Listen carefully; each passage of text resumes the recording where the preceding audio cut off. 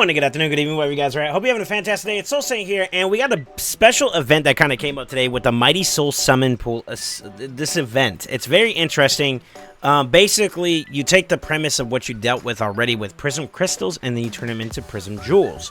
Now, it is live as of the time of this recording, and they did put an announcement that you're going to get free 50, so I hope for those of you guys that decide to just do the one rip and call it a day, I wish you the best of luck. I'll go ahead and just kind of show you guys a little bit what we're experiencing here. So, in the Altar of Souls, they now have a Summoning Pool event activity at the very bottom right that you can see here.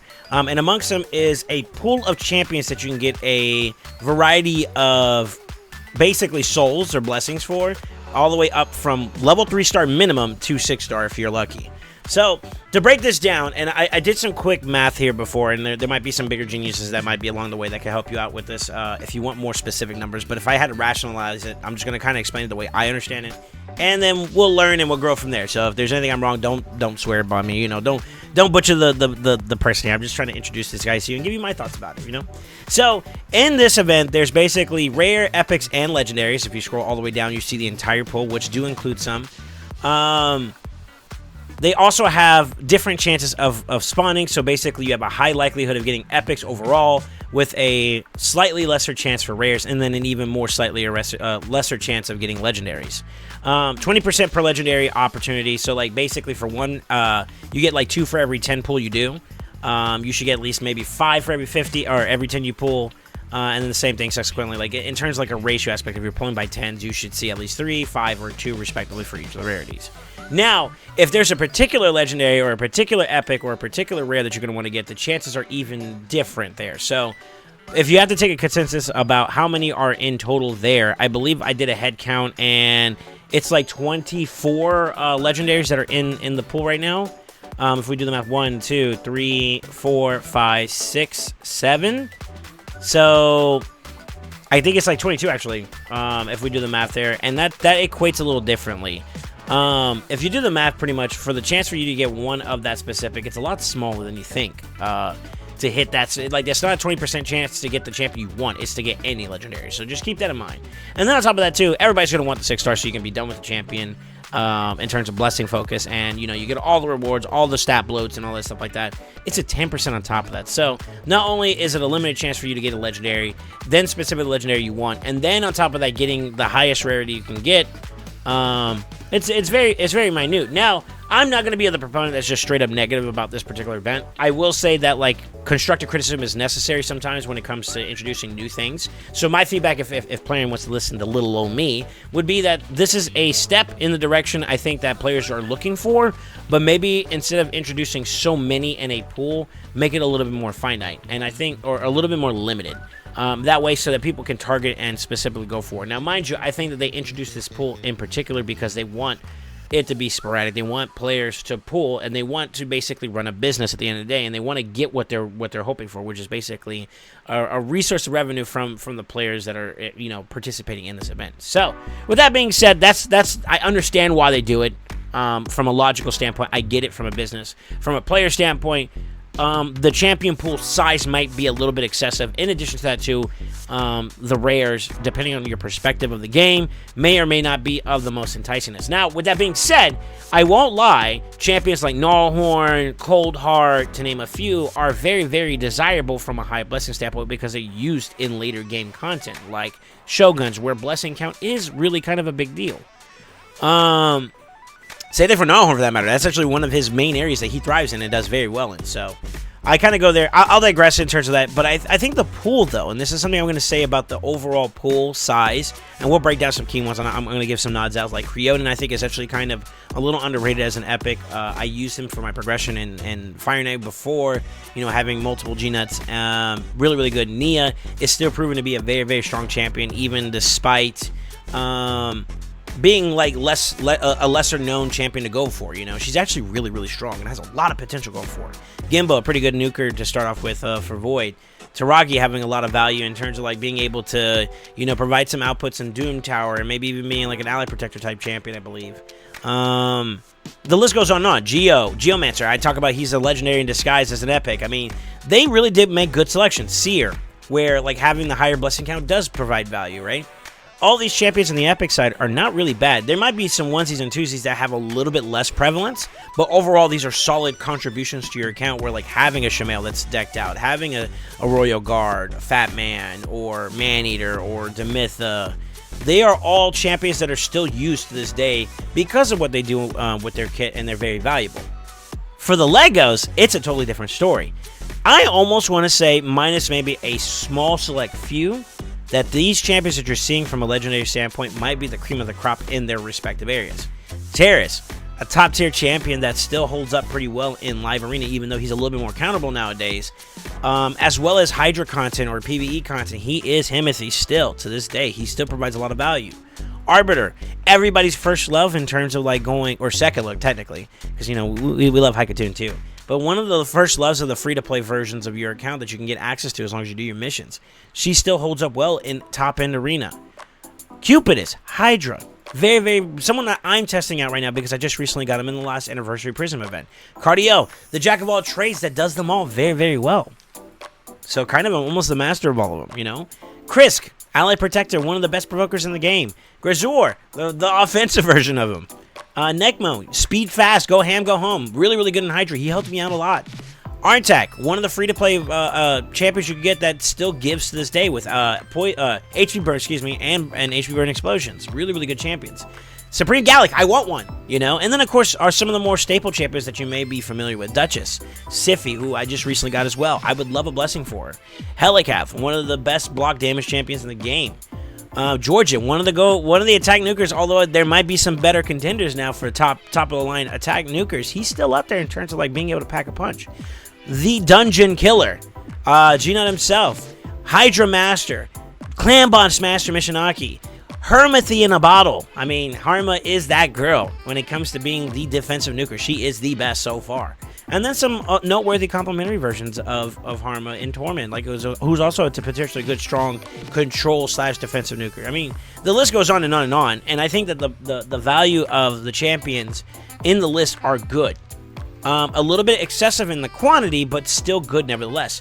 Now, here's where I would say whether or not you should participate in this event. This is where it gets a little spicy.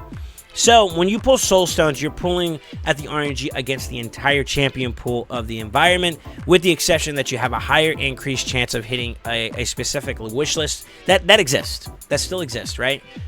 With this, it's like this is your wish list, and then this is your only champion pool that you're being applied to. So, like, the likelihood of you hitting the champion you're looking for is exponentially higher.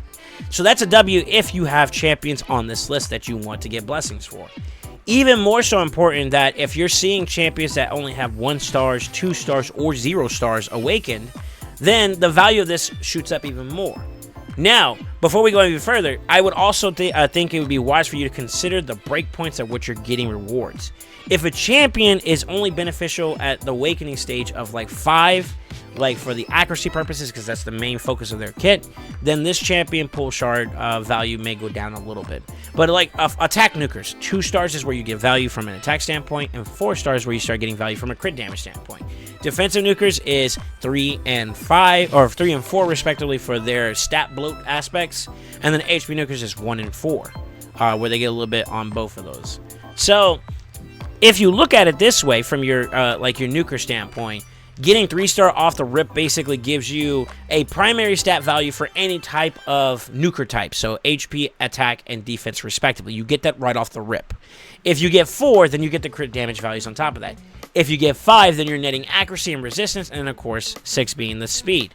So the likelihood of you getting the top inside, let's be realistic for a second here, it is present. I've actually had some of my community members in my clan, as a matter of fact, showcase some of their pool experiences, and I'll just show you from my singular pool. I got a 6-star blessing, but it was for a rare. It was Valeria, so I wasn't as excited about that. I was a little disappointed. I wanted a big 6-star banger, but then like I looked at some of the other people who also got like similar experiences as me with their singular pool. They got like 1 rare 6-star champion, maybe not as desirable as what they were looking for. And then we started getting some sample size from like stages 10. So I want to give salutes to the Ascended Army. They actually did some pulls, and there is potential. So Supreme Gallic, if you had him, if you didn't have any blessings on it, you shoot up to 3, right? So you net some stats there. Uka, when he got his pull, he got 4. Elva, he got 6, so that basically meant his Elva was fully done. I was there for that one, so it was kind of nice to see. Allure, getting all the extra stat bloat, and then depending on what you're using, the blessing value may go up. So if you're using Elva for PvP, Polymorph now is on the table, and it's on the table very powerful. Like, it's very strong now, because the 6, you don't have to have the accuracy, which she doesn't benefit from anyways, right? Duchess at a 5-star, she's one step closer to being finished, right? So that does, trajectory wise, get you closer to being finished a lot sooner, right? So there's definitely some value there. But I want to be realistic with the expectations. I'm going to show you some more sample sizes from some of the temples that were pulled.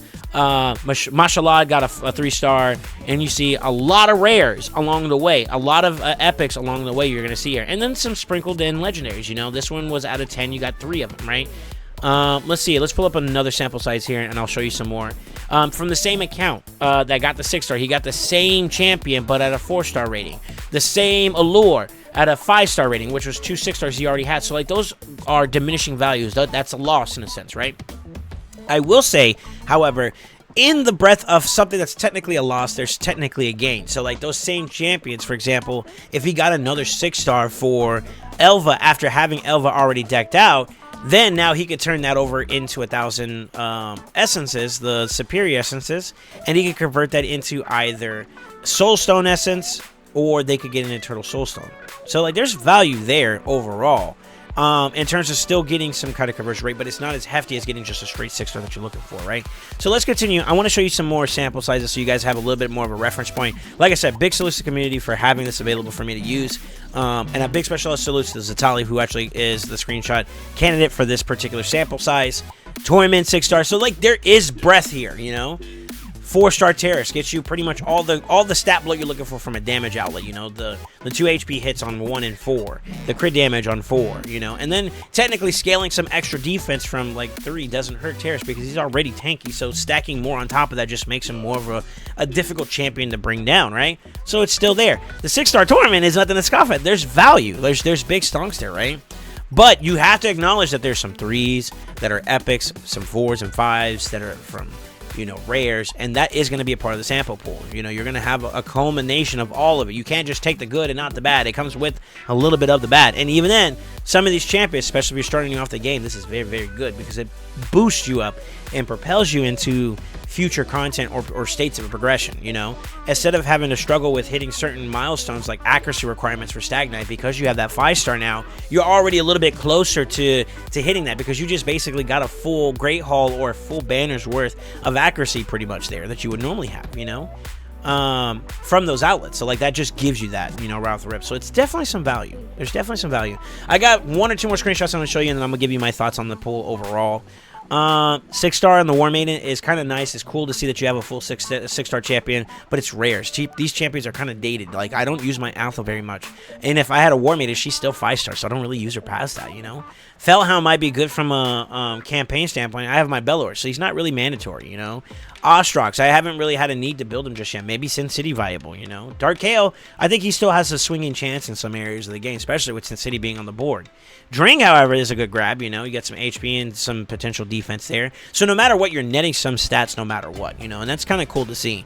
I got one more screenshot I'm going to show you guys. I believe this is an... let's see if there's one more I have. I believe... No, that might be it, actually. I think we kind of covered all of them there. 2, 3, 4, 5, 6. Yeah, that's all 6 of them there. So definitely some champion pools, some summons. I got one more singular. Here we go. That I'll show you real quick. And it was like the singular pool that you did. You got a 6-star Gallic. You know, if you're not interested in that champion at all, this kind of is a loss there for the sake of it. I think overall this is a interesting conundrum where I think that for the player, and this is my perspective of it. This is where I'm going to bring it from me for a second. The champion pool is there. I have need for Cupidus. I have need for Chris, Necmo. I wouldn't mind extra gains on Helicap. I need anything for Seer, or Siffy, excuse me. Georgid is still kind of low. Dring, I don't know if he has any, if maybe 1 or 2. I'm sitting on a 2 with Mishinaki. I'm sitting on 1 with the G-Nut. I got Harma at 4. There's a lot of champions that I don't really have like high blessing counts for. So this is a really good way for me personally to catch up. So there's a value there. I think this will create a power creep very early on for early game accounts that like to spend a little bit, like the early passionate players that like to invest a lot into their account initially. This is going to be a big jump for them. And then for the free-to-play experience for the players, they're going to do their one and they're going to be done. And whether they got something good or not, it's going to be up to RNG. But there's going to create a bit of a disparity. So that's something to watch out for if you're listening, Plarium, that this could create a little bit more of a chasm for players from a free-to-play standpoint and the more pay-to-play players, you know, and you're gonna have that experience. It's already present if you're not aware of it, but it's there. It already exists. This will create even more of a chasm for the players who are not only spending but are unlucky in that aspect. In addition to that, too, I think that it's important for people to consider their options. The cost is always the first thing I'm going to tell you guys. It is what it is. You have your numbers here right in front of you. Do you want to spend that amount? That's the first caveat. I think with $99 or basically $100 spent, you get 22 pools. Take that as you will. I will say this. If you are a player that has decent champion pools that are already on this list, but your blessing count isn't that high, then I think this is definitely a good event to maybe dabble in. If your blessing count is north of like 4, you're leaning into 5 and 6s for the majority of the champions that are on this list, this is less valuable. I would even dissuade you potentially to consider this. Now, if you're one of the big spenders and you want to go and shoot your shot, then by all means you do what you got to do. But I will say this. The chances are low to finish off a champion altogether. It's still present, it still exists, but it's low. So realistic expectations would be not to expect that you're going to hit it guaranteedly. If you are on the higher side, like for example, I have Torment. If Torment was the only one on the list that I cared for, this would not be an event that I would dip heavy into because the likelihood of me getting Torment, let alone a 5-star, 6-star, are very slim. Which means that most of the other pool is kind of like throwaways for you, right? So take in consideration the two things. One, your champion pool. Do you have a lot of champions on this list? The second part is, if you do they benefit from the upgrades you would get? At a minimum, if you're looking at less than 3 stars, the answer is yes. If you're looking at 4 or 5 or more, the answer becomes more closer to no. And that will be the thing that will be the conscious deciding factor about whether or not you want to do it. Now, from a competitive standpoint, you need basically, that is the norm. Having 6-star Awaken, even Empowerment is on the table for a lot of these accounts that are more progressed. The top 100 accounts have Empowerment already on the board. I am just now getting to the stage where Empowerment is a possibility. And even then, for right now where I'm at, it's only in certain factions. So I am still not over the hump of getting the champion pool where it needs to be at, let alone the blessing count. So considering my champion pool and where it's at and the amount of champions I have that could benefit from this event, this is definitely a grab. I will say this to anybody that's watching this in the community. If you're interested in getting your shards your stones pulled and you would like for SoulSaint to pull them, I will probably do some soul pulls throughout the rest of this week. I had this video hopefully publicated today on Monday. So Tuesday through Friday, we normally have our live streams. I'll leave my links in the description below for you guys if you want to take a look at it and join the vibes. We're also live on YouTube too as well, so if you're subscribed to the channel, make sure you hit the notification bell so you can get notified whenever we go live or whenever we upload any videos. Will definitely help us out. And I want to thank you guys all for your support. We've hit a lot of milestones lately, so I got to figure out something I want to do that's going to be specially tailored for you guys that are supporting me and watching these videos. With that being said, let me know, are you guys going to participate in this event? Do you want SoulSaint to pull them? Join us in the streams for it. And if so, what are you looking for the most? That would be the biggest one. For me personally, and I'll just give you my answer right off the rip, Sify is the biggest one. I have no blessings on her. I would love some blessings on her. And that'll help me out from a PvE and a PvP standpoint. Additionally, if we're talking Hydra, I think a special nod towards Cupidus, who has no blessings, as well as maybe someone like Krisk, or let's see, who else would be pretty cool. I think those would be the big ones. I'm kind of Hydra focused right now, so like Krisk, Necmo, Cupidus would be some big ones. Sify would be great for across the board for PvP and PvE. Georgette, some upgrades would be nice. If I got a 6-star for Harm, it'd be dope. If I got anything north of like 1 or 2 stars for Unit, that'd be an upgrade for my team comps. Maybe get a couple extra stats, which will make him a little bit more Pack-a-Punch. He's already mighty as he is, as you guys have seen in some of my videos. So I definitely think those would be some good odds. If I had access to a Cupidus, I would love to, or Cardio, I would love to build him up. Same thing with the Taurus. We were unlucky on our grabs. Or Grisor would be another big one I would love some big stonks on. So there's some champions here that have some very good value. And I think that's why you can definitely expect some people to participate in it. So with that being said, don't forget to like, comment, subscribe. Hope you enjoy this event, enjoying your experience in Raid. And if you're not, I'm sorry to hear that. And I hope you guys are on the up and up in some capacity. I hope life is treating you well. And with that being said, always remember, stay ascended.